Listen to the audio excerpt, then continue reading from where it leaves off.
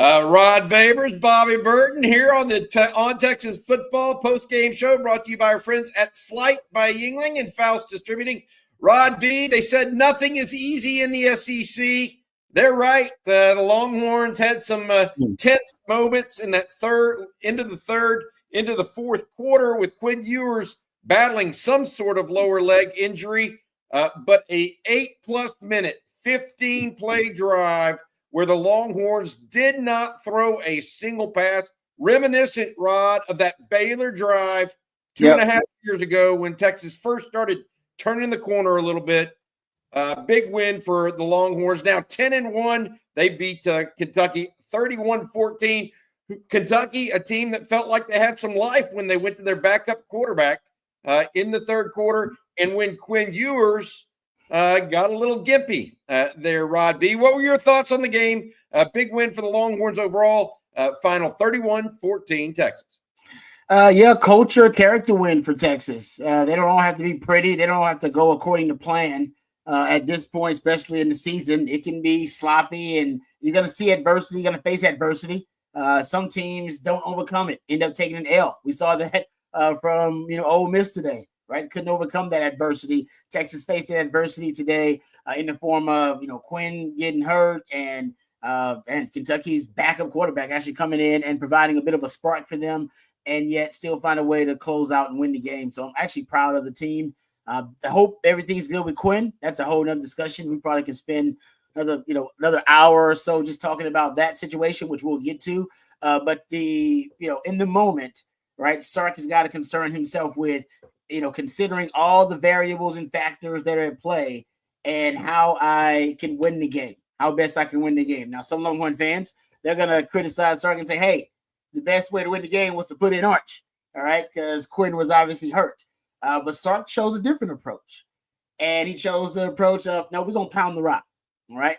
We're going to impose our will with the run game. We're going to lean on the run game to win this game with our big humans that we've been recruiting for, all right, for the last 3-4 years on the 40 acres. So it was, some people would say a stubborn approach, but it worked because they were able to impose their will and just run the football downhill on one of the better defenses in the SEC in Kentucky. So I thought, it was a culture win for Texas that they were to dig in. I've actually not criticized them, but I've openly said, the run game, I don't know if they can lean on the run game to win them a game when they need to. They're starting to do that more and more. Lean on the run game to win the game. And they had to, because Quinn, whatever's going on with Quinn, he wasn't able to lean on him to win that game. No chance. That third down throw when Texas was threatening in the third quarter, he just looked really, really off. I don't know. He couldn't even set his feet. He bobbled a couple snaps. I think he was he's injured. But as Quacko says, and as Derek Weisner put it out there, Trey Weisner was an absolute beast today. So was that offensive line overall. What a really big-time game for them. They kept the pocket clean, relatively speaking, until Quinn was hurt too, Rod B. I think that Texas had a good game there. I will say one thing. You said the word sloppy. How about 5 fumbles? 2 from Jaden Blue, 1 from Quinn Ewers, 1 from Jarrett Gibson, and a muffed punt from Silas Bolden. Texas at some point during this game felt 6 fumbles, excuse me. 6 fumbles. It felt like they were trying. The announcer said it on television. It felt like Texas was trying to give this game away at some level. And that's one of the things I'm going to remember, as well as Quinn's performance, given the fact that he was clearly injured, and Sark's decision, Rod, to stick with Quinn. I think we know why he did that right now, and that's because Quinn got them into the right plays in the fourth quarter. He clearly he didn't do it because he was going to run, because he was going to throw the ball. If he wanted somebody to throw the ball, then he may have put Arch in, given that Quinn was so injured. But he was just going to run the ball in that fourth quarter and rely on that defense. And they had success actually running the football in the first half. They had some success. Nobody anticipated that we were going to have to run the football, 15 straight times, right, on their drive to close out the game. But like I said, I'll give, and this game came down to trust a lot for me, right? It was because early in the game, think about early in the game how things start out. It starts out with a lot of Matthew Golden, and a lot of Gunnar Helm in the passing game. And that's really what kind of sets the tone for the offense early.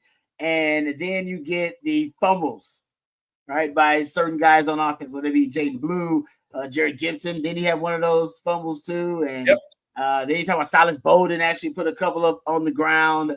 And then I think Sark at that point, the frustration when they got the fumble return for a touchdown. You brought up the Baylor game. I brought it up too in the in-game live watch. In that game, I believe to close out that game, they ran it 21 straight times, scored 2 touchdowns on 2 drives, 21 straight rushing plays. And it was after a fumble. It was a fumble recovery for a touchdown. Yep. So he had grown so frustrated with the play of his offense and the ball security issues. He decided, all right, we're just gonna run the ball with guys I trust. I trust Bijan. I trust Rojo. It's y'all's game. All right, go win it for us. And in this game, it was the O-line that he trusted. And it came down to Trey Weisner. He was like, Trey Weisner, all my other running backs are putting the ball on the ground. You are the guy I trust. You're the guy that I can trust. Now he used Jaden Blue, later on. I think the only reason he did is because you can't, give Trey Weisner 35 carries. Like that's inhumane. Like that's just not. So I had no choice. I got to put Jaden Blue in there. And I'm not saying I don't love Jaden Blue. I love him, but there's a higher risk now when you put him out there in terms of the ball security. So I think it was about this game came down to trust to me. And Sark trusted the O-line in the run game, and he trusted Trey Weisner when it came to the ball security. And that's what really kind of played out overall, because he had to go with what he trusted in the end, because he did not have a lot of the elements in the first half available to him. Quinn had the injury. So that took all the passing game and all your weapons in the passing game off, took them off the table. So you had to go back to the bare minimum. What can I do? I can throw screens and I can run the ball. And remember we talked about how Texas didn't really have a bread and butter staple run concept that they've been able to rely on consistently game to game, regardless of the opponent. So they've been kind of strategically troubleshooting and figuring out different things that work game to game. Split wide zone with Oklahoma, buck sweep with Arkansas. In this game, crazily enough, I think that it's like the maturity of the running game paid off for you. Because there was a lot of different elements that you were using that worked for you. The counter worked, the outside zone worked for you. The split wide zone worked for you. There were different little elements of the run game that paid off. And so hopefully we're watching the maturity of the run game now, late in the season, where, hey, if you need to rely on it, hopefully ball security. I don't know how many guys are gonna be carrying footballs around the campus this week. A ton of guys carrying footballs around campus. But if you can fix the ball security issues, so you can have more. You can shoulder that burden of the running game and not give it all to Trey Weisner. I think we're starting to see a little bit of growth in the run game. You brought up last week how they ended the Arkansas game, being able to run the rock and control the game and control the clock that way. I tell you what, they put together 3 really good quarters in a row. The fourth quarter against Arkansas, the first 2 against Kentucky, had a mystifying third quarter, I thought, where I think they were just getting used to the fact that Quinn Ewers was gimpy and had to deal with that. I'll say this. The defense only gave up 7 points today.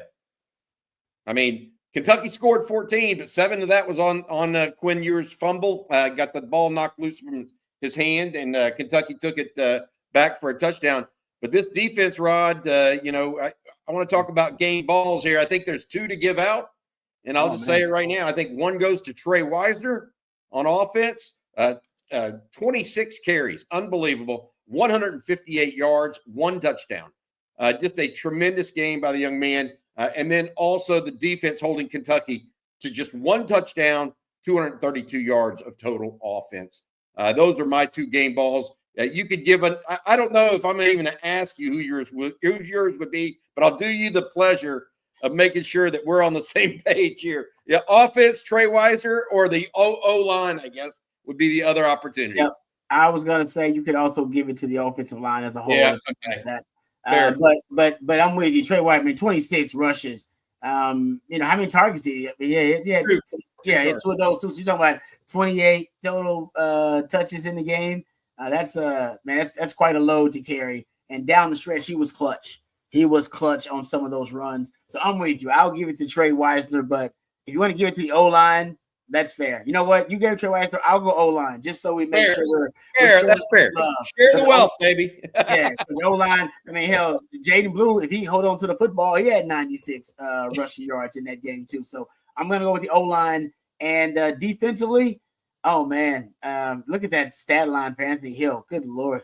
It's a grown man right there, man. That is a grown man, no doubt about it. So it's hard not to go because the defense had a lot of different guys that stayed up. Trey Moore. You can go Treys. You can go double Trey here. You can go Trey Weisner, Trey Moore. Trey Moore also had a really good game. I'm going to go with Anthony Hill, though. That stat line's unbelievable. I mean, double-digit tackles, got 2 sacks. Dude's a beast. I tell you what, Jelani McDonald also made a whale of a play. Interception. Wow. Andrew Makuba came away with a pick there at the very end. I felt like Texas did a lot of good things on defense. Probably a little surprised by how people were running free in the Texas secondary a little bit today. I thought that was a little surprising to me. We'll get to that in your questions and comments here in a minute. First, I want to say thank you to our sponsor, Flight. It's the next generation of light beer. Each and every post-game show brought to you by our friends at Flight, the next generation of light beer from Yuengling with only 95 calories. It's an upscale light beer designed to elevate the customer experience with more taste and just 4.2 grams of carbs. Flight is an easy-to-drink beer with a crisp taste. Try Flight from Yuengling, thanks to the fine folks at Flight and our friends at Faust Distributing. Faust Distributing also contributing to the tailgate today. Thank you so much for doing that for that family. Hey, I got to put this up there real quick because I think he's right. William Nish here with a super chat. Weisner game ball, great win. What the heck was that third quarter meltdown? Beat Aggie, beat Aggie, beat Aggie. We could probably put that third quarter meltdown on a lot of things. It might have been them looking forward to the Aggies next week. It felt like they lost their way, kind of like they lost focus about 3 minutes into that third quarter when Kentucky put in the young freshman quarterback. That moved them pretty well. He's got a future in this game. I was going to say, he's just a good player, man. He made some plays, guys. He's got one of the things that's hurt the Texas defense, if you can get outside them edges, Trey Moore, Barron Sorrell, Ethan Burke, and Colin Simmons, if you can get outside the edges and your wide receivers, they can essentially they can violate the zone coverage of Texas by crossing over into different zones. We've seen those long, deep over routes you've seen. Arkansas completed a run. They completed a couple in this game. That's one of the things we've seen work. It's one of the rare things we've seen work. And they got a couple of those in this game. That big 40-something yarder early in the game, that was just Vandegrift rolling out, finding his guy on one of those deep. It was a deep post route, kind of a deep over route. Yeah. So. Yeah, I mean, look, Texas played well, but I do think there was a lack of focus in the third quarter. You can't have that many fumbles, Rod, that many loose balls, unless your team has lost a little bit of focus. Thankfully, they regained that in the fourth quarter. Yet again, when the game gets close in that fourth quarter, Steve Sarkeesian turned to his defense, and he turned to the run game. Defense and run game. And guess what? Both of them worked big time. And to your point, William Nish, they are going to be ready for the Aggies next Saturday night. That is going to be the game. Aggies, of course, kicking off here in a second against Auburn. This one from Darian. I'm not sure what happened in that third quarter. A lot of people are wondering about that, but that cannot happen again. It felt like we had some weird voodoo on it. 10-1 feels good. Hook 'em. This is what we were talking about. How many teams go through a third quarter and lose a football game because of it, Rod D? Exactly. That's the mark. I know y'all think that doesn't happen to anybody else, but it does. Texas only lost the third quarter 7-0. They didn't lose it 14 or 21-0, like they did the first quarter against Georgia, second quarter when Georgia went on that run. Right?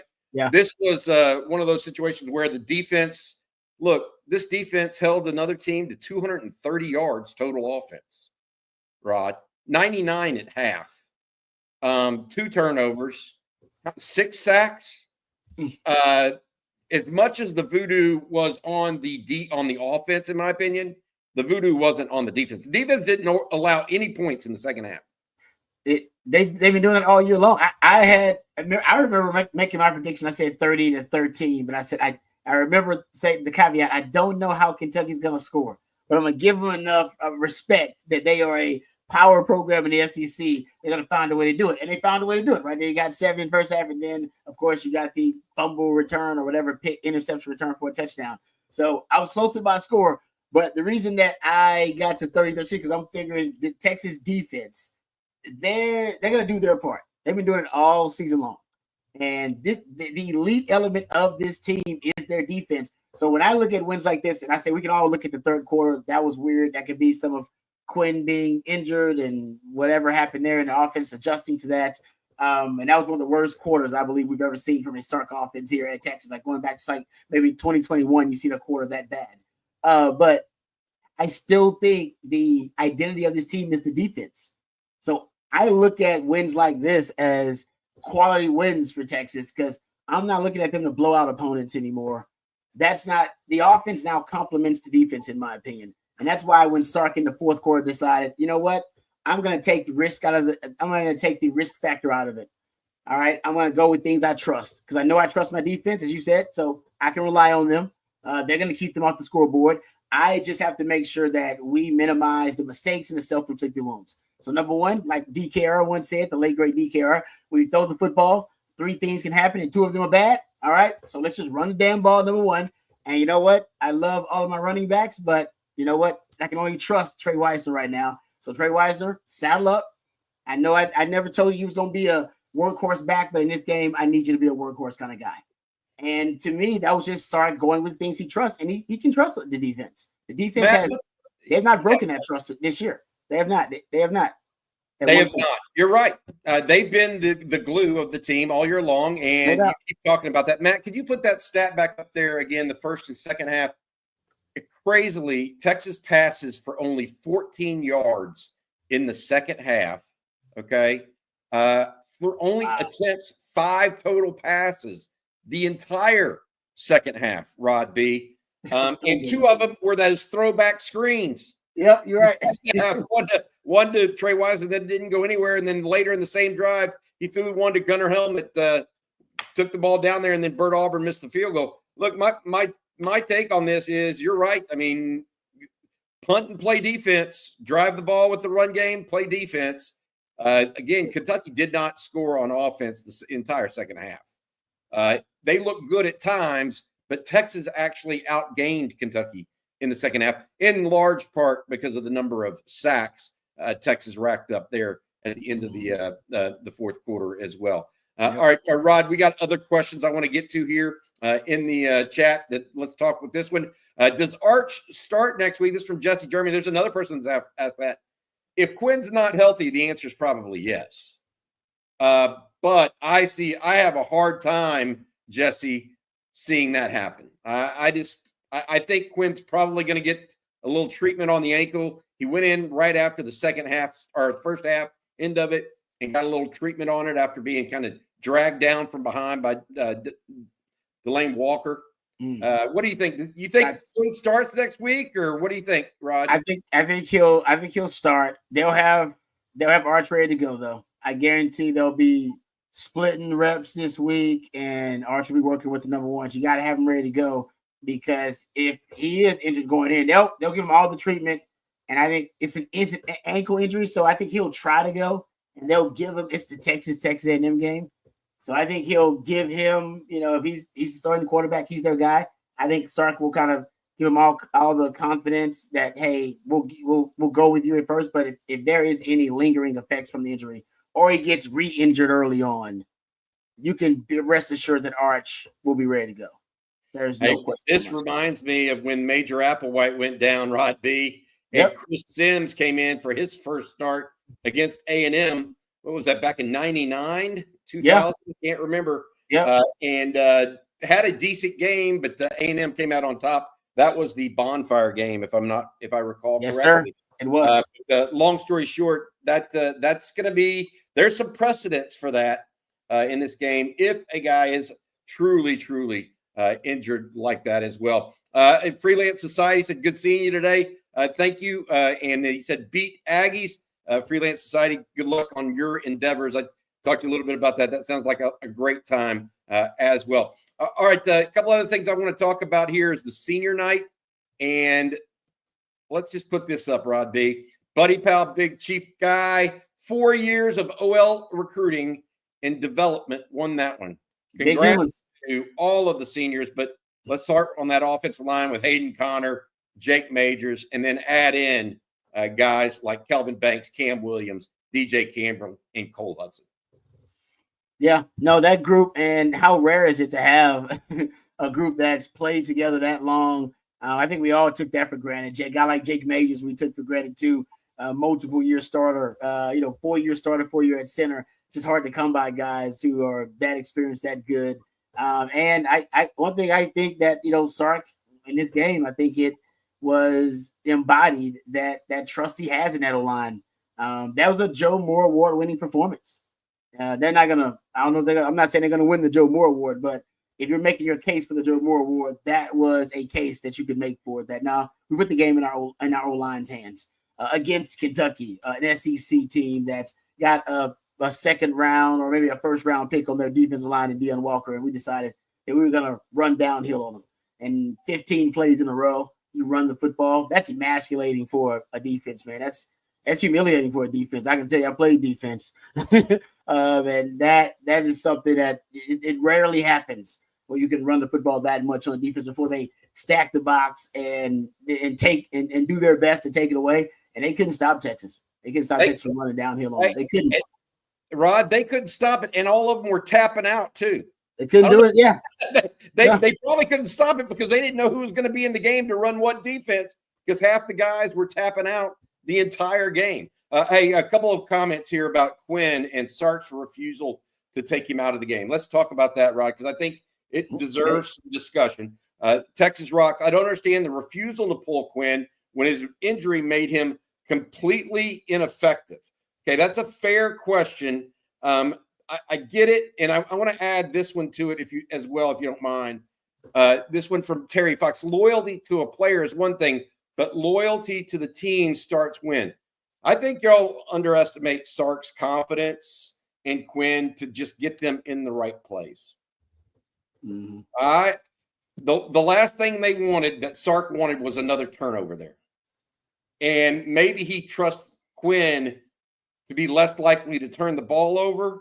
I mean, he had a 10-point lead the whole second half at least. Okay. That I think is really what it comes down to, Rod B. He just didn't want, it wasn't loyalty to Quinn or something like that. Sark's there to coach and win the game. I think it's that he trusted Quinn not to turn the ball over. Now, his running backs or some of his runners may be a different story. But after that fumble by Quinn, I think they had a little discussion and said, no more of this. Let's take care of the ball. And what do you think? What did you think it was loyalty over to the player versus the team there, Rod? Or what did you think? I think that Sark ultimately was about the trust he had I'm with you in Quinn, but also in the running game. I'm not thinking that, Sark was worried about anything other than, number one, I got to win the game. What's my best course of action to win the game? Yeah. I can't fathom him thinking about anything else on some macro level about next week and the Aggies and what the media would say. I can't fathom that at all. Other than what's my best course of action to win the game right now, because things are getting a little bit, they're getting a little bit tense here. Because the disastrous third quarter, you couldn't make plays. And that's why it's obvious, guys. Look at the way he went to the run game. So, number one, it was his trust in the run game. And I think because of that, he's like, I don't need to take Quinn out because even if I put Archie in, I'm just going to run the football. I'm running the ball. Like, I think he already made his mind up that he was going to run the rock. And that's how he was going to win the game. And he was going to try. He was going to live or die with that. Now, if Kentucky would have made some plays, got some negative plays, forced you in a third and long, you would have to reevaluate that strategy. But did he get in that situation? Nope. Because he was ready to run. So I think ultimately he was like, you know what? Even if I put Arch in there, I'm just going to run the rock. I'm going to be stubborn about this run game. Just like you brought up the Baylor situation. And it was almost the same, not the same situation, but it was a fumble return for a touchdown that really, I think, set him off. He went, you know what? Okay, I'm done. I'm done throwing the football right now. No matter how high percentage the pass is, quick game, RPO, screen game. Nope. I'm going to hand off this rock because we've had success running the football. And I think he didn't have to reevaluate that strategy.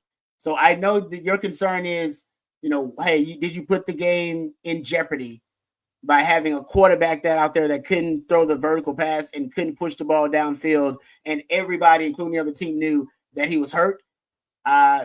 Yeah, you can make that argument, but did he make the right decision by just running the rock, being stubborn about it, didn't win the game that way? Yeah.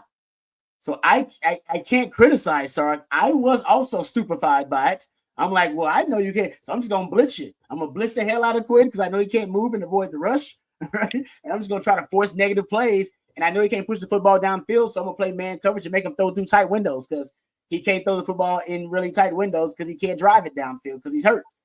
And he didn't have to worry about any of that.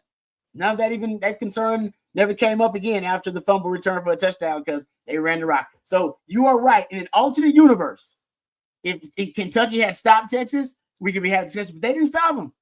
Sark was right. He was right. It was a gamble. It was a hell of a risk, but this is a guy that takes risks. When you see the fourth down, he's going to take some risks. And when he takes risks, he always says, I am trusting and empowering my guys. The reason I go for 4th and 1 is because I'm aggressive and I want my guys to play aggressive. That's the kind of style of football that we champion. It's our brand of football. We're aggressive, offensively, defensively. And I think in this game, he was like, hey, you know what? I trusted my O-line, and we want to be able to impose our will in the run game, and that's exactly what we did tonight. So I just – it's coaches always walk that line. If Kentucky had stopped him, we'd have lit him up on his post game about that decision about putting the game in jeopardy because you're putting a quarterback out there who obviously can't execute because he's hurt and he's injured, whatever it may be. But it didn't happen, guys. His risk paid off. That's what coaching is. You gamble. You gamble and trust in your guys and trust in your strategy. Paid off for him. That was a hell of a coaching move by Sark. I was also frustrated with it. But I can't get frustrated with a win when the coach coaches his butt off to win the game for you. That was 15 a good defense, Bobby. That's a good defense. They ain't no scrub defense. That's a good defense. I gotta say this.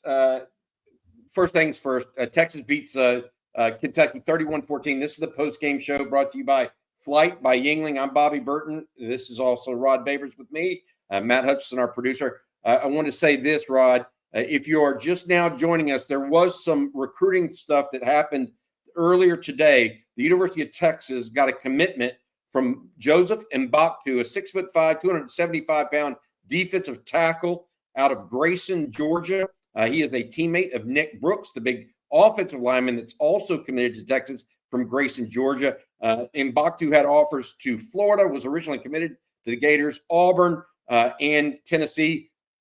Declined to visit Tennessee on an official visit this weekend and returned to Austin, committed on the field down before the game, Rod. He becomes the 24th commitment for the Longhorns on the year. Also at the game, among others, there were a lot of guys there. There were one surprise. Nathaniel Marshall, a defensive lineman out of Chicago, Illinois, Fenwick High School. He is currently committed to Auburn, 6'5", 270 pounds himself. He visited Texas officially today and through the weekend. We'll see exactly what that means. This is not a name that we've seen before, so y'all are going to want to look him up and learn a little bit about him. Again, Nathaniel Marshall. He's a top 50 player or so in the country. Also in town, and who had to really like that offensive line performance was Louisville five-star offensive lineman Michael Fasusi. If he didn't like the end of that game, I'm not sure he's an offensive lineman. Exactly. Exactly. There you go. That's a great point. That's a sexy game. Sexy game to an offensive lineman. Absolutely very sexy for an offensive lineman. Hopefully Fasusi saw that. There were other people here. We can't confirm if Myron Charles showed up or not, or at least I can't. Maybe Jerry or somebody like CJ has that information for you guys.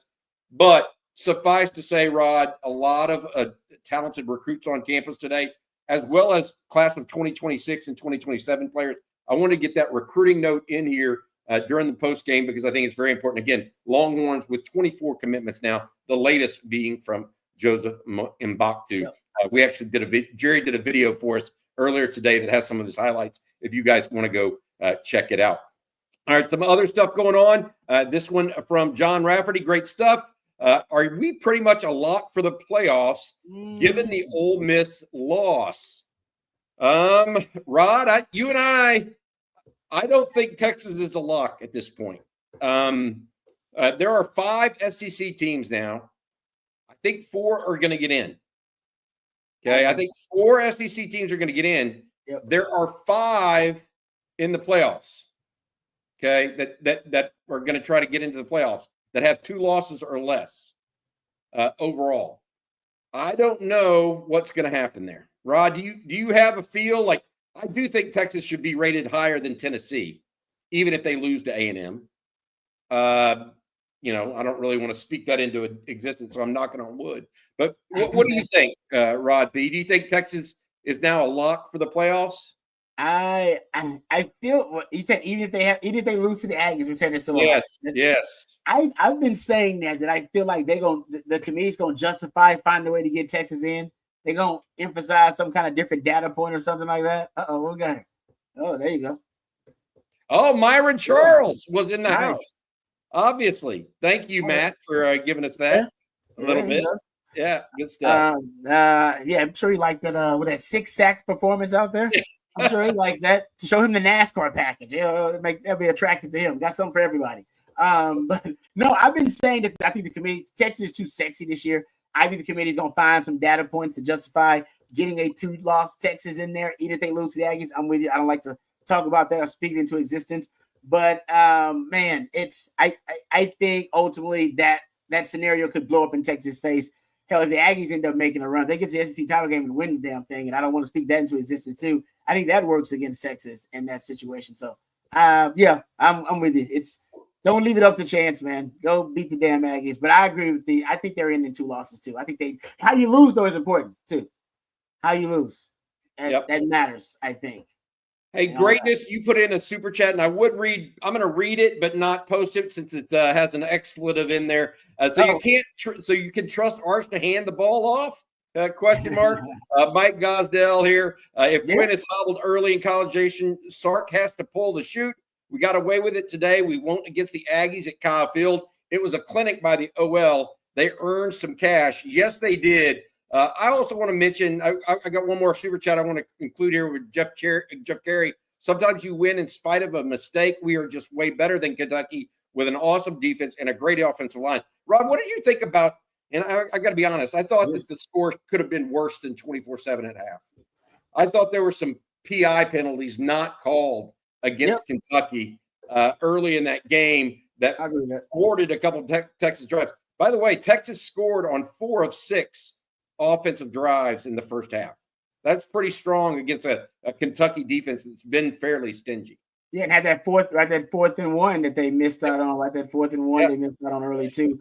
No, I'm with you. I actually thought Quinn played well in the first half, and they had that run that we talk about, that Sark run all the time that separates Texas from their opponent at one point in the game, and it came right at the end of right at the end of the second quarter there. Right, there was that right after their first touchdown. The response was a touchdown by Texas. Then I believe they get the interception. Texas scores another touchdown. And they get a 3 and out, and then I think they go a field goal. And then you look up, and it's like, man, that was a competitive game. And now all of a sudden it was 24-7. And just a matter of, I want to say there might have been a 6 or 7 minute stretch, and Texas just took the game over. Now they couldn't maintain that because of the disastrous third quarter, where basically they gave all that goodwill back because they had fumbles and self-inflicted wounds. But ultimately, that stretch is what won you the game. That stretch usually is what wins Texas the game in the Sark era.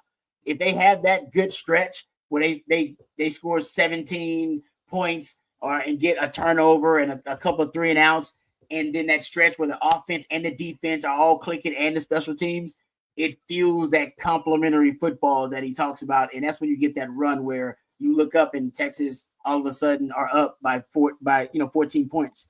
And it was a competitive game 5 minutes ago, but now it's not.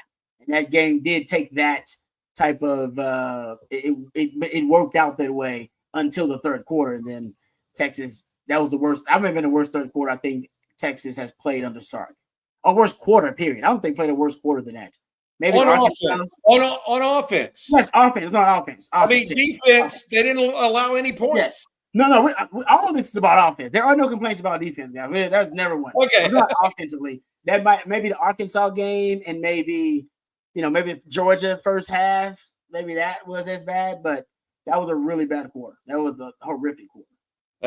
Just to recap, Quinn Ewers was 20 of 31 overall for 191 yards, 2 touchdowns, did have the fumble return for a touchdown against him. Only 3 of 5 in the second half. Only attempted 5 passes for 14 yards, Rod B. 3 yards, less than 3 yards an attempt, just is not going to get it done. But he was clearly injured. I will add this, just to recap, that last drive by the Longhorns that put the game away took 8+ minutes off the clock, 15 plays, Rod B., 85 yards, scored on a 4th and 1 up the gut plate to Trey Weisner. That was a statement drive, just like the one against Arkansas was last week. Yep. Texas had to have it, and they went and got it, even with a Quinn Ewers that was clearly hobbled. Trey Weisner finished with 26 carries on the night for 158 yards and 1 touchdown. All right, Rob, we got more to talk about. People are lighting up the chat. We're going to get to some of that. We're going to have CJ Vogel join us in a little bit. We're going to have some words from Steve Sarkeesian as well in the press conference here in a little bit. But first, we're going to get back to the chat line. Marco Mendez. Rod, why do you think the defense played more man coverage once Boley could clearly find the soft spots in zone, especially when he was able to extend the play? Did they play more man, in your opinion, once Boley could find those soft spots in the D?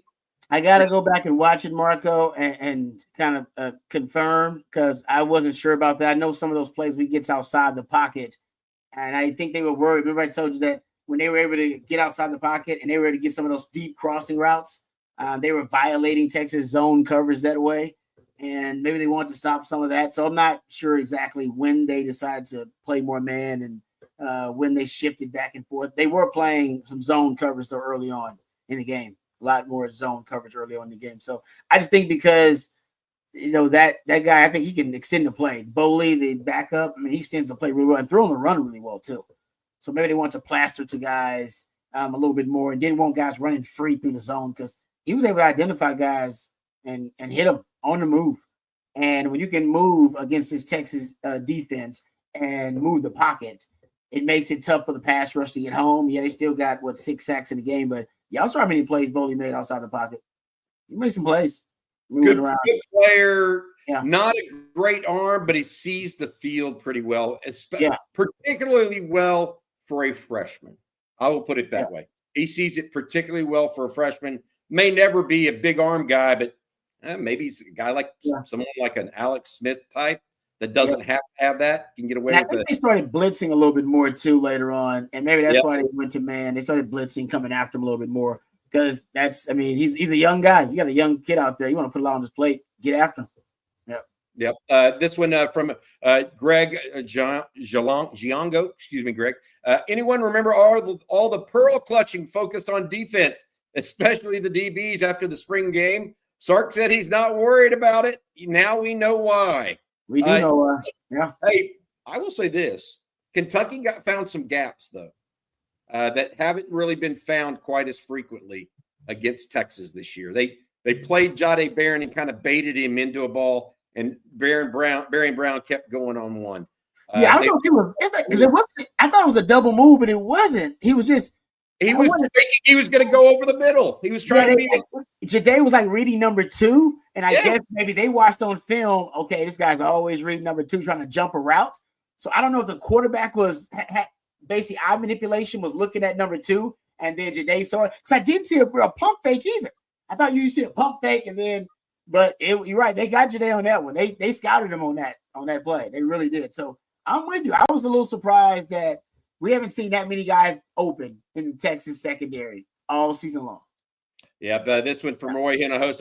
Not a lot of teams can say they are 10-1, especially in the SEC. Love this defense and O-line. They've been clutch these last 2 weeks. I think I actually read this earlier.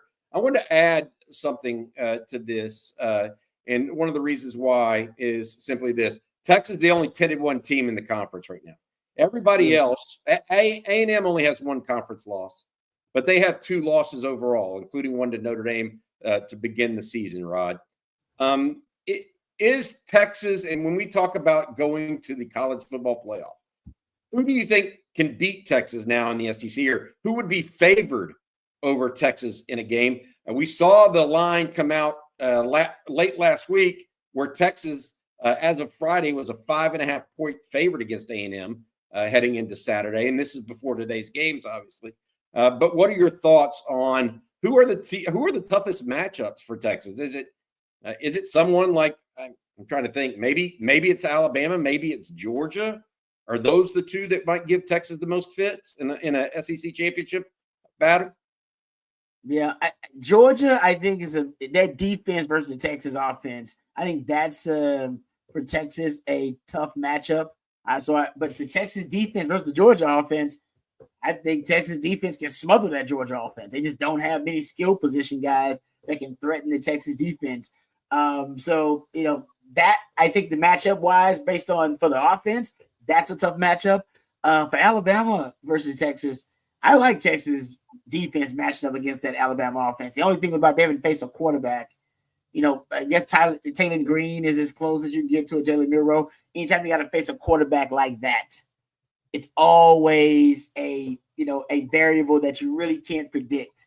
It can be a great equalizer, man. The play breaks down and they can improvise and make something out of nothing. So the only reason I would be worried a little bit about, and Texas has, basically they have experience versus Jalen Milroe. That helps too, right? They've already seen him. Anytime you got a guy like that, though, I think that can be a tough, difficult matchup for a defense to have to game plan for. So, but I trust that Texas defense either way. I think Texas is favored against anybody in the SEC. I don't see a situation where Texas is the underdog in a matchup. Except maybe Georgia, because that was a pretty convincing win. It was. Texas finds a way to run the ball against Georgia this time. Yeah, no, it was. I was like that Georgia defense versus the Texas offense. That's like I said, very tough matchup. That's difficult for Texas. I don't see Texas, especially with the offense being what it is right now. I don't know how many ways I see them, moving the football effectively versus Georgia consistently. But on the flip side, Georgia's offense is not going to have a lot of success versus the Texas defense. Like how they don't move the football. Like that, the only reason they moved the football is because Texas gave them short fields. Other than that, they forced Carson back into 3 interceptions. I'm telling you that could be just a defensive, just a slugfest. That could end up being one of them old school defensive showdowns in the SEC where it was like LSU versus Bama back in the day. It really could. Yep. It's very possible. By the way, you mentioned Alabama, and they're playing OU right now. Jesse German says, OU seniors throwing horns down during intros. We are living rent-free in Norman. That's been the case since I've been alive, Jesse, just so you know. You got to say that. Jeff Carey with a comment about where would you put Indiana after they were crushed by Ohio State today. Look, I think that we've got to see what some other games happen here. I mean, Auburn's up 7-0, or at least they were over A&M earlier. We'll see what happens there. It's 14 now. Auburn up over A&M. A&M going to have to come back. It looks like down on the Plains. Maybe they got caught looking ahead to the Longhorns, like our boy Mike Elko may have done. But I just don't know where Indiana will be, Jeff. This one from Biggins, Minnesota. Quinn's inability to throw the long ball has me worried about next week. That's one area Arch has a nod. Regardless, hook 'em from 30 degrees, Minnesota. Love y'all. Hook 'em to you, Biggins, by the way. I want to say this, Rod. Quinn's inability to throw the deep ball is fairly obvious. He had 2 bad ones today. I mean, the one to Wingo was outside and it's supposed to be inside. The one to Bond was way late and too much air under it. He's not a natural deep ball thrower. Not sure what else to do. It's almost like he never played long toss in the outfield in baseball or something. Yeah, no, that one to Bond was, man, way too much air. Like it's like bring rain and he's got three steps. Yeah, I know the DB had so much time to catch up. That's why the DB actually it did interfere a little bit. He got there early because he just had way too much time to catch up to it. But that's never been a strength of Quinn, and Quinn has gotten better at it. He's got a little bit better at it. But his strength is the precision throws, right? The quick, short, intermediate throws. That's where he really separates, and that's kind of his X-Men ability. But when he's hurt and dealing with injury like he was today, it didn't matter. But yeah, I mean, this way, Sark doesn't put a lot of deep throws into the game plan. They don't have a lot of deep throws where he's forcing the football downfield anymore. I think every now and then he just wants to take a shot to keep the defense honest. And I think that's usually what you get from Sark in the offense, because he understands that's not a strength of Quinn. He's not gonna he's basically not going to risk being in third and long and wasting it down by continuing to throw it and being stubborn about that. Rod B, I tell you what, let's hear from the Texas head coach now. Matt, our producer, has some of Sark's postgame ready for you guys. Atmosphere today, Longhorn Nation was amazing again, and I thought it was a great send-off for our seniors, to honor them before the game and them to have, this being their lasting memory in DKR. Was a special moment for a lot of those guys, and couldn't be happier for them, and obviously the appreciation for them and what they've done for this program and continue to do as we stay on the mission that we're on. As far as the ball game, our defense had another tremendous game. Think about 6 sacks in the ball game, another interception, I think, or 2 interceptions. I think that's 17 on the year now. And I thought that they did a great job, especially there in the third quarter, with a couple of sudden changes with the turnovers of keeping Kentucky out of the end zone. They forced the missed field goal, they get the 4th down stop, and then I thought offensively really efficient first half. I thought our guys played tremendous, and then in the third quarter it was like we just couldn't hold on to the ball, and so clearly we need to address that aspect of our game. But I thought the response offensively there in the fourth quarter, 8 minutes and I think 22 seconds, 15 play drive, 15 straight runs, was definitely a culture, attitude drive, and obviously the combination of Trey Weisner and Jaden Blue. But I thought Trey had a fantastic game, and that guy's tough as nails. And so again, sometimes you got to pivot, like we've talked about before. You got to adjust, and sometimes you got to adjust on the fly. And I just felt like we need to get the ball in his hands, and we need to run it. We need to lean on our offensive line and tight ends. And having the ability to run it when they know you're going to run it is critical, and we're able to do that for 250 yards. So proud of our guys. It's back-to-back 10-win seasons for us again, and but more work to do. As we said, the mission continues, and we've got to obviously have a big ball game next week in College Station. Yeah, Quinn, on kind of a scramble up the middle, he had gotten, I guess you can call it the hip drop tackled, as they refer to in the NFL. That it's not illegal in college football, and it just kind of kept tightening up on him. And at that point, I said I didn't feel like it was worth having to expose him as the way we were starting to run it. And we just, the ball wasn't clean in the third quarter, and so it was like, well, let's get to what are we doing best today. And I think that's the beauty of our team, is that I talk a lot about being versatile as a football team, and for weeks we've been talking about, the run game is a byproduct of the passing game. Well, today the run game was the key to the drill, and the fact that we can pivot and go do that is, it's tipping our caps to the offensive line, the tight ends, the receivers blocking, and the runners running. Good stuff there from the Texas head coach. Basically explained what he was thinking. Exactly. Yeah. Stayed with his quarterback even though he knew he was injured, because he just wanted to get to the run game, Rod. Exactly what you kind of thought might be going on there. Yeah, I just think he saw it was working. I do think he lost trust in the passing game, lost trust in Quinn's ability to execute, and went to the few things that were working. And I think for Sark, he said it right there. The culture, it was a culture, character, attitude win for you.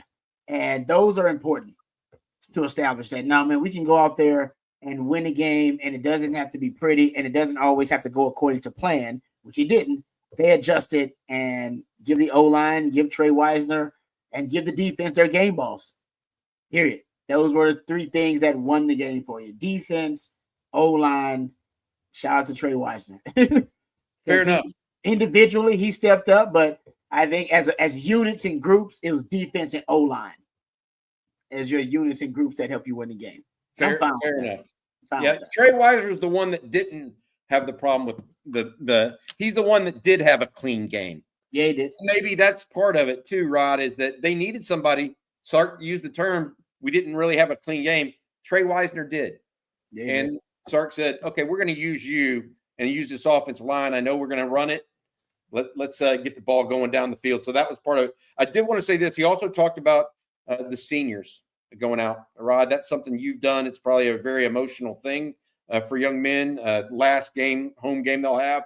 I wanted to add two things because we talked about it all week. All the people that we thought were going to walked on senior night, except for one other guy also walked. That's Michael Taft, safety. Okay. He has one returnable year, but it looks like he's going to head off and try himself out in the NFL. We'll see if that works out for him. Really? Also, one did not walk that we thought would, and that was kicker Burt Auburn. Auburn actually has another year remaining. That, to me, Rod, means that Texas is going to have their kicker back next year. Hopefully, he gets things right. He was 1 for 2 today and just pushed another ball, just pushed it right on that game as well. All right, Longhorns winning 31-14. We'll hear from CJ Vogel here in a little bit, who's down at DKR. Before we do that, we're going to get to some questions and comments. Too broke to pay attention.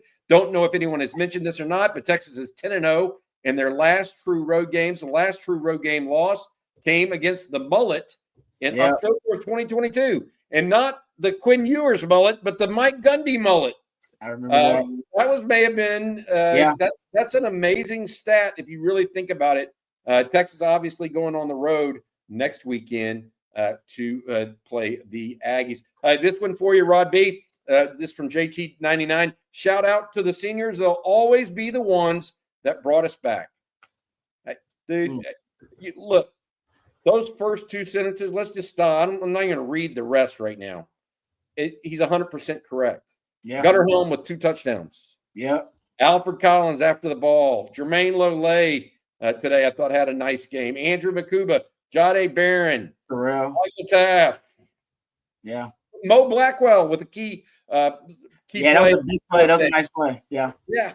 I mean, those – look, Jake Majors and Hayden Connor, we already talked about. Juan Davis, another one, had a nice game today at blocking. They went 2 tight ends, 2 backs a lot, or 2 tight ends. They were in 12 personnel. They did. On that 85-yard drive, Rod. Yep. So they were doing that very, very well. Shout out to them. JT says, biggest game of the year next week. It's finally here. The Duck Camp shirts look great. We're both wearing Duck Camp right now. Post game. They're great. Hoodie to every game. They really do feel good. This weather because they're just cool enough to keep you warm and not too warm to make you hot. You know what I mean? No, wifey's jealous. My wife has been trying to steal my Duck Camp stuff. I'm like, nah, that's mine. You're back. I love it, guys. Thank y'all for all these chats. Sacks. Let's go to the defensive stats, if you don't mind, Matt, for us. Matt Hutchinson, our producer. I believe Colin Simmons was credited for one that also caused a fumble. Let's see what Colin had here. Oh, yeah, 1 sack, 2 TFLs for Colin. He had that sack forced fumble, Rod, where he did that thing again where he jumps the count. I mean, he clearly – I mean, that poor right tackle did not have a prayer. In all, Texas had 6 sacks, 2 from Anthony Hill. Barron Sorrell with 1 on senior day. Trey Moore, he obliterated that right tackle on one. He basically was going to go a speed rush, and then all of a sudden he just pushed him back into the quarterback's lap. It was a hell of a play by Trey Moore. Yeah. Ty Anthony Smith got a half of that sack. I think that was with Barron Sorrell, if I'm not mistaken. I think you're right. Good play. We also saw Sadir Mitchell get in action a little bit today, the sophomore out of New Jersey. But look at Anthony Hill's day, Rod. The middle of that defense, 10 tackles, 6 solos, 2 sacks, 3 tackles for loss. He did not look great in pass defense a lot, but boy, is he a disruptive football player. I mean, he's flying all over the place, dude. Yeah. He's more sound this year against the run. I think he's a naturally a good pass rusher, right? Remember what Sark said last year that he was one of the top 2 best pass rushers on the team already as a young freshman. And that's naturally something that he's really good at. And then I think he had to work on getting more sound and being more fundamentally, sound against the run. He did that. I think this season he's proven that he can be a guy that stands up against the run really well. And I think the last thing he's got to really add is his work as a pass defender in drops, in coverage, being a little bit more effective there. But there's no question about it. I mean, he's already played like one of the best linebackers in the league, no doubt, in the SEC right now. That's hard to do, to be playing like one of the best linebackers in the SEC in your second year. I got to say this. If I'm reading this right, and Matt, you may correct me, it looks like our former player, Jaron Thompson, you may remember him starting a couple of years at Texas. He's now starting at Auburn. He was a transfer. He had a pick just now against the Aggies.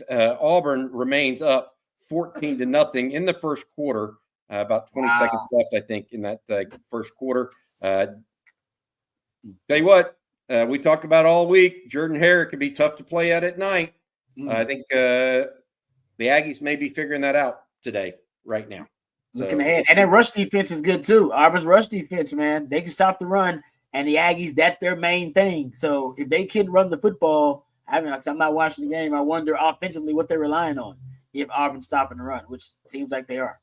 Hey, I want to add this. I talked about earlier about Texas getting a commitment from Joseph Mbaktu today, the defensive lineman out of Grayson, Georgia. I want to mention one other that we hadn't heard from yet. Nick Townsend, young man out of the Decaney, I believe, out of Houston area. He is on campus and was visiting Texas today. He had visited A&M last week. He's been committed to Texas. That's one that Texas absolutely wants to keep. I'm hearing that Nick Townsend is in town as well. That would be big time for the Longhorns because they absolutely want him. He's one of the priority recruits for the Longhorns this week. All right, so that's good to know. All right, we've got CJ coming up. Before we do that, I want to say thank you again to Flight. It is our primary sponsor of the On Texas Football post-game show. Before we get to more of y'all's questions, Flight's the next generation of light beer with 95 calories. It's an upscale light beer designed to elevate the customer experience with more taste and just 4.2 carbs. Flight is an easy-to-drink beer with a crisp taste. It helps you watch the waistline a little bit, too. Try Flight from Yingling, thanks to the fine folks at Flight and our friends over at Faust Distributing as well. All right, we got other questions. This is one that we started to touch on, Rod, but we didn't quite get to. Refs were terrible today. I thought they were in the first half. The PI calls have got to change. It's like I said on the in-game watch, and you tell me if you think I'm right.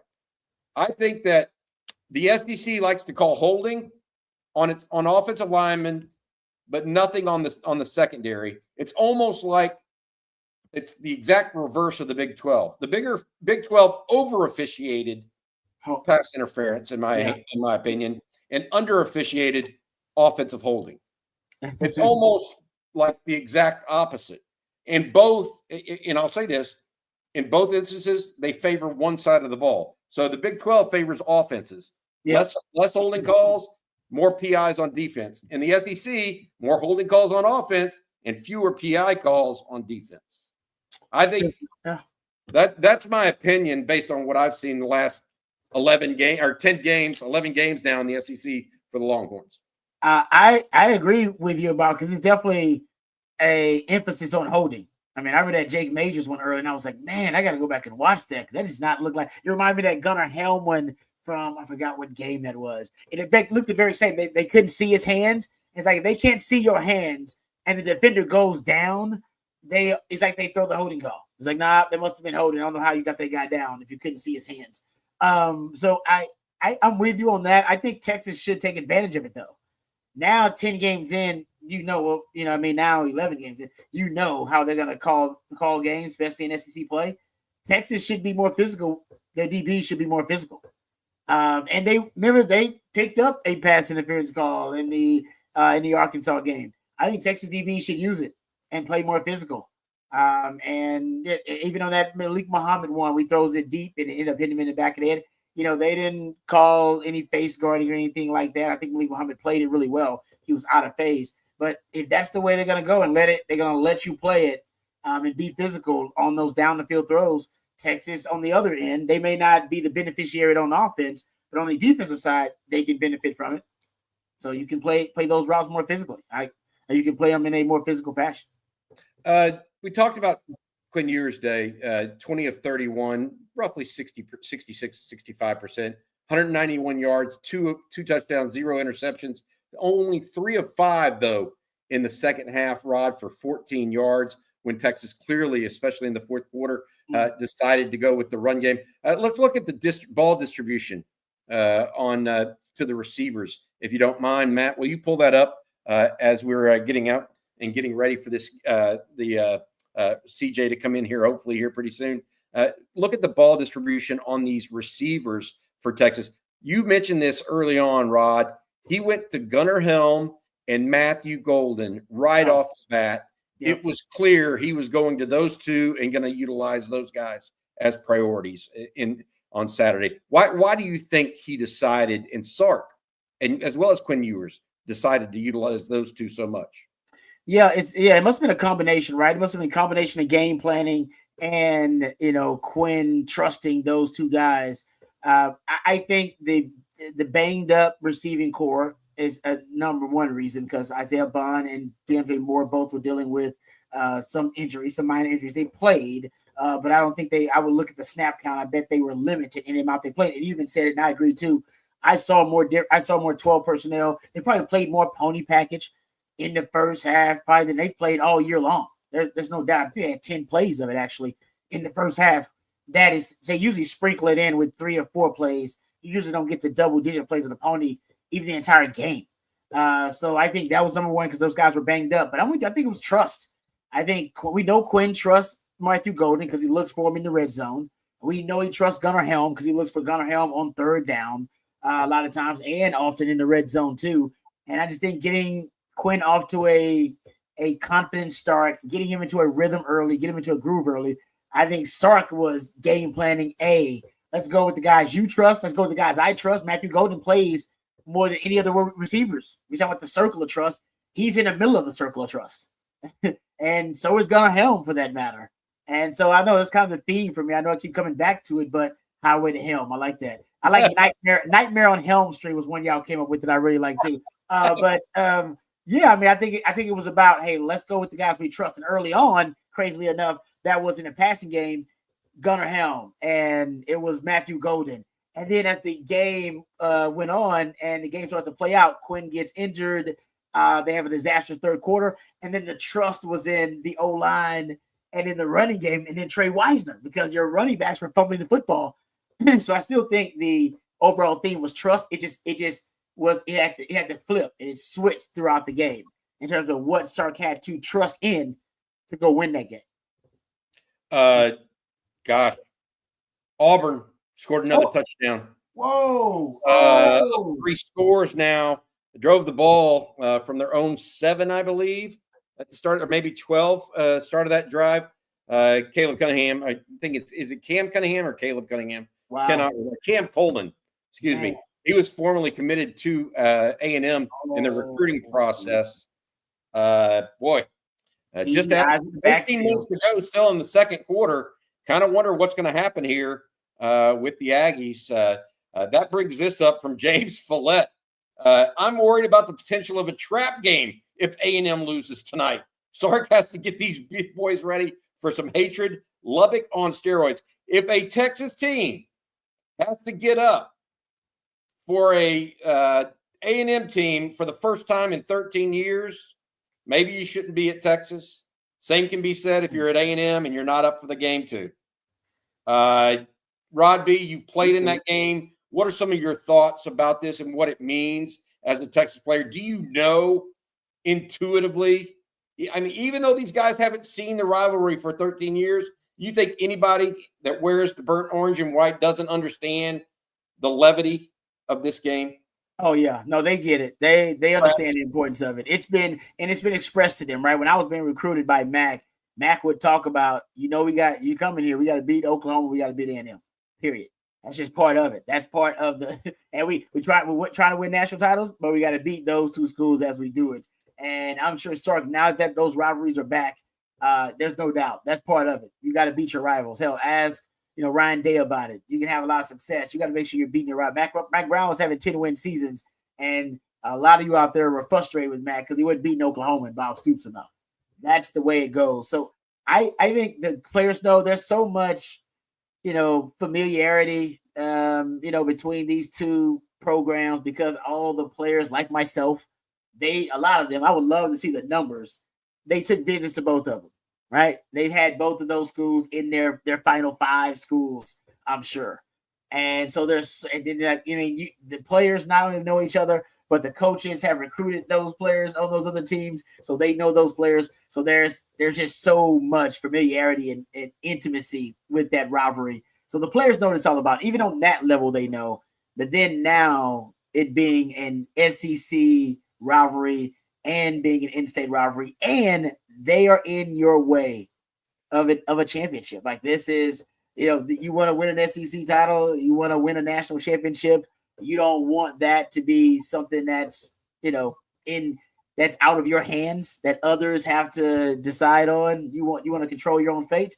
This is part of it. So I don't think you have to worry about them getting up for the game. Either side, by the way. I do think a loss makes Aggies more dangerous. I've said that. I do think a loss. They're going to go for broke, whatever. Yes, exactly. This is how you save the season. This is a save the season game for them now. Yeah, because they're out of the playoffs if they lose tonight. Exactly. So they've got no chance to go to the playoffs at that point. There you go. So yeah. I think it makes them a little bit more dangerous. All right, Doug Haywood, did Quinn walk out with the seniors? Yes, he did. As did, and we talked about this before, everybody that we thought was going to walk out did, with the exception of one other. That's Michael Taft. He also went out with the seniors today, as did Quinn Ewers. Burt Auburn, however, did not go out with the seniors. The kicker from the Dallas area has one more year remaining, apparently. I think he's one of he's sponsored, or one of the NILs is with Hargrove Roofing, Rod. Nice. You know that?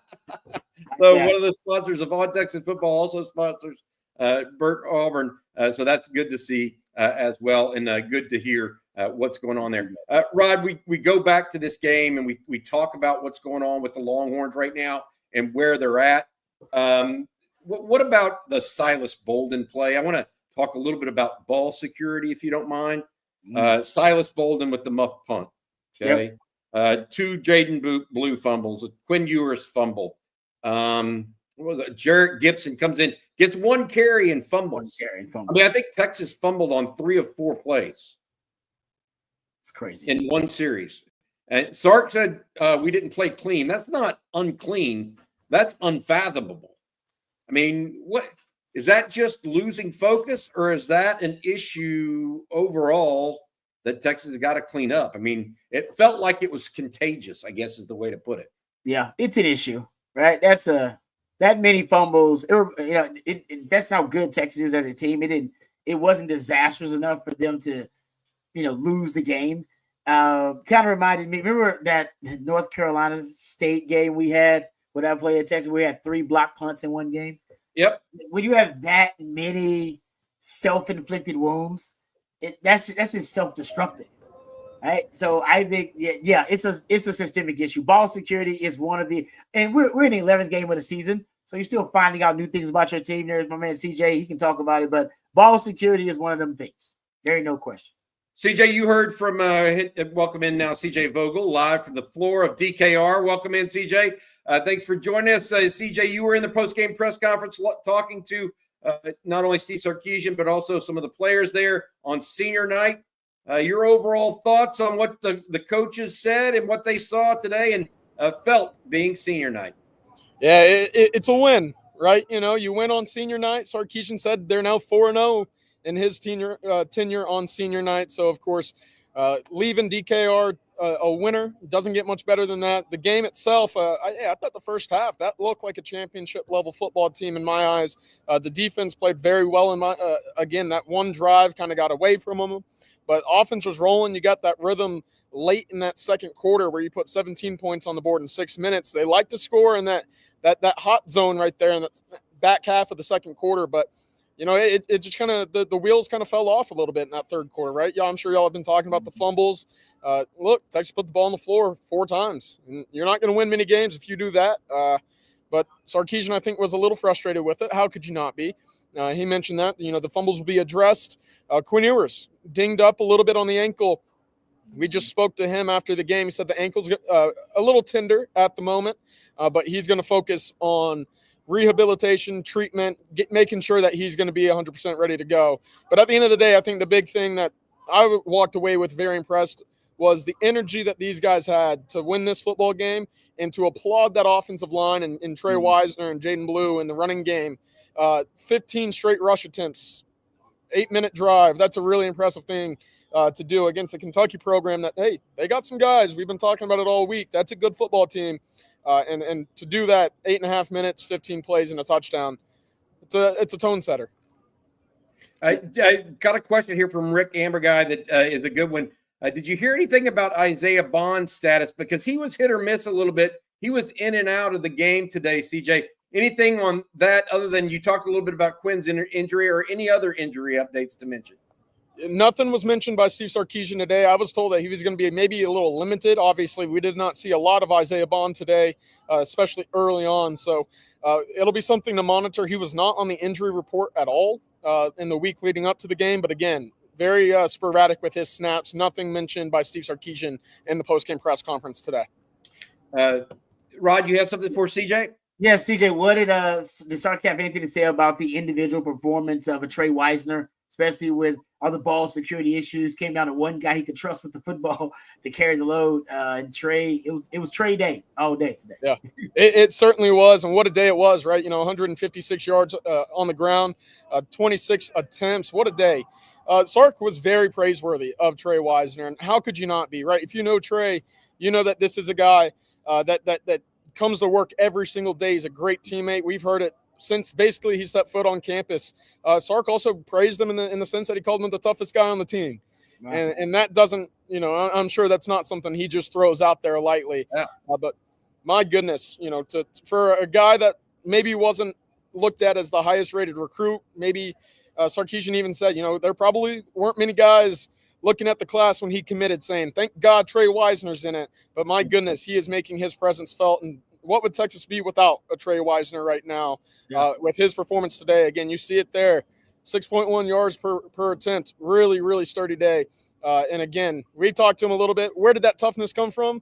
He said his mom. So he shouted out Miss Weisner and the Waco Connolly boys as well. Oh, that's a good thing to hear because his uncle, I think, is in this chat a lot, guys. It's good to hear it comes from the mom. I love it, man. Hey, CJ, you were also down there on the field pregame, actually around Moncrief Newhouse. Saw a lot of the recruits in town tonight. You mentioned Joseph Mbaktu, obviously committing to Texas, becoming the 24th commitment defensive lineman out of Grayson, Georgia. Other recruiting news: Michael Fasusi on hand, Nick Townsend, Myron Charles, Zealous Hicks, Bo Barnes, I think, was in the house. Nathaniel Marshall, a new name, as well, a defensive lineman that Texas is in on that's currently committed to Auburn out of Chicago, Illinois. CJ, any other recruiting news or notes you want to add to the group while we're talking here in the postgame? Yeah, it's really, really big that Myron Charles was able to make it onto campus. Of course, Florida's been a team that's trying to pick and poach from the Texas class, but you had Jamie French back on campus today as well. So two big week victories, if that makes sense, right? To get these guys back in Austin, see the game at DKR, send it off right. Really big there. Also, Michael Fasusi, we saw him walking around earlier pregame. Texas rolling out the red carpet for the 5-star offensive lineman. Right now, they're making sure that he's felt, very warm in Austin right now. I got to say this, what better to see than an 85-yard, 15-play run drive. Rod and I were talking about, if you don't like that, if that's not a highlight to an offensive lineman, I don't know that you want that offensive lineman. Absolutely. That's got to be a dream. Yeah. Any final thoughts? You're there on the carpet. Any final thoughts from DKR, the 31-14 win over Florida? Hey, get ready for A&M. That's going to be a fun one. Final thoughts, I think that Texas defense, again, 17 interceptions on the year, 2 big ones again. I thought that play by Jelani McDonald was one of the more impressive plays that we've seen all season long. So just the way in which they're getting stops, turnovers, big plays defensively, 6 sacks, Colin Simmons, Barron Sorrell, Trey Moore, all over the field, Anthony Hill, A lot of individual playmakers right now, and they've been tremendous all season long. Today was just another example. Well, CJ, enjoy the rest of the press conference. Go back and watch the Aggies and Auburn. Right now, Auburn up 21-0 on Texas A&M, middle of the second quarter. We'll see if that continues. A&M driving currently, I believe, as well. Thanks, CJ. You have a good one, buddy. Good stuff, CJ. All right, hook up, buddy. Thanks for joining us. That's CJ Vogel, our beat writer for On Texas Football. Rod, he's done a great job all year. You and I just got to know CJ this year.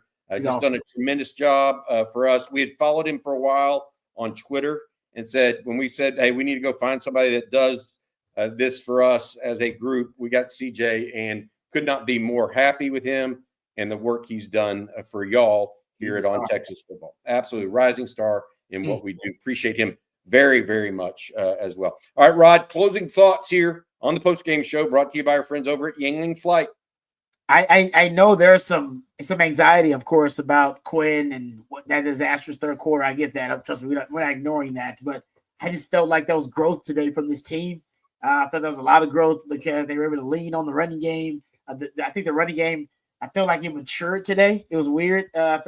Even though you had the fumbles and everything, I felt like the offensive line was able to impose their will. And we're starting to see that a little bit more.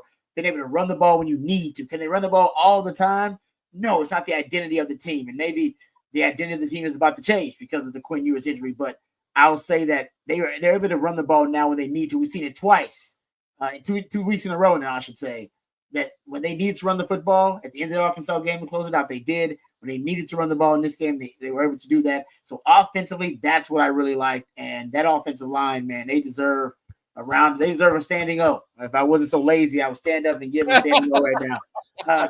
They truly deserve it, man. That group really stepped up and they put the team on their back. And now the defense continues to be, I talked about trust earlier. There's no element of this team I trust more than that defense right now.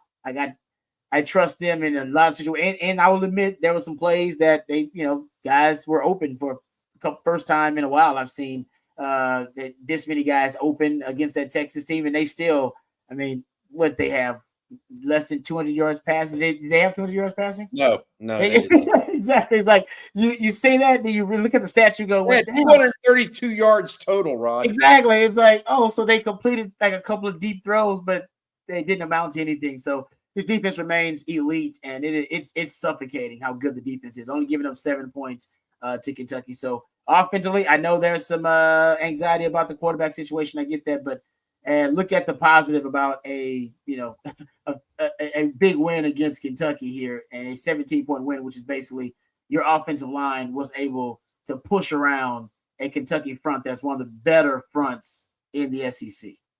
There were more nuances to this game that we need to talk about, and rapid reactions and offensive grades and defensive grades. And then even you've got the rewatch, the second watch tomorrow, Rod. We'll get more into it. But to your point, my final thoughts are this.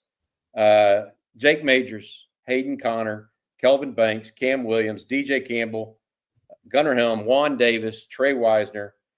Way to go. You did it. 15 plays. 85 yards when Texas had to have it. The defense was getting challenged a little bit because the offense wasn't moving the ball. Sark put it in his offensive lines and his tight ends' hands and his running backs' hands, and they came through. My second thought is this, Rod B., and this is something that I've been talking about for 2 years now, 3 years, when Sark first got here. Back-to-back 10-win seasons. You were a part of a bunch of those. It's not easy. We know it's not easy. We watched Texas football for 15 years. God knows it's not easy. What he's built at Texas, hats off to him, and hats off to these seniors that helped make it possible. I talked about in the pregame and on Friday. Yeah, me too. Tip of the cap. Talk about it on the pregame on Friday. They are the spine of this football program, and they've moved this team in the right direction. Just tremendous. Another year. We talked about it all year long and all offseason, Rod. We didn't want these guys to be one-hit wonders. Yep. The college football playoff one year and then 7-5 the next. That's not a building program. That's not the trajectory that you want. What do you think of the trajectory right now, guys? That's what I would say to any Texas fan out there. You got to have a smile on your face when you think about it. All right, that's going to do it for this afternoon's post-game show. Thank you all to everyone. Westlake Horn, thank you. I think I saw you at the – if that's who I think it is, welcome to you, Mike. Juan Garza, it's official. College game day will be in College Station. I love that. It's more good stuff happening right now for the Longhorns, and this game against A&M going to be a big one. No doubt about it, Rod B. For Rod Babers, as well as CJ Vogel, and our producer, Matt Hutchison, this has been the postgame show brought to you by Flight, by Yingling, as well as Faust Distributing. You guys have a good night, and guess what? Hook 'em. Let's watch a little Auburn win, maybe. See if there's anything else going to happen tonight, too. Take care now.